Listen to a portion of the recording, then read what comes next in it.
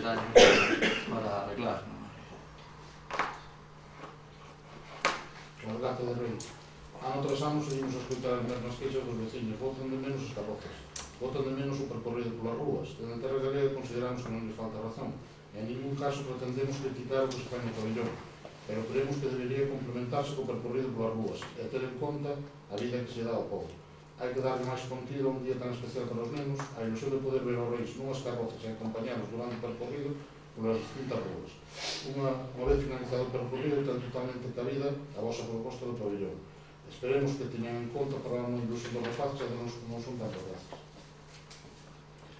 Eu creo que está explicado o ano pasado, eu creo que foi unha decisión do goberno acertada de facer no polideportivo este evento.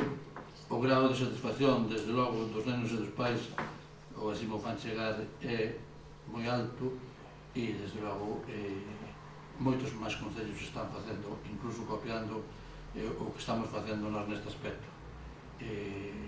Eu creo que hai que darlle vida ao povo, por suposto.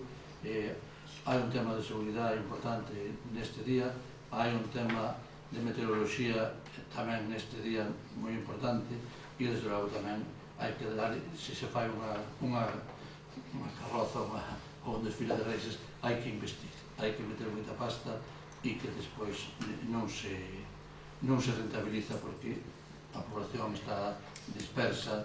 Eu creo que a experiencia anterior nas últimas era absolutamente penoso, non procede ese espectáculo, pero a opinión está en todo o mundo. Nós, desde logo, imos seguir mantendo este modelo porque además está respondendo, está vindo moitísima xente, incluso de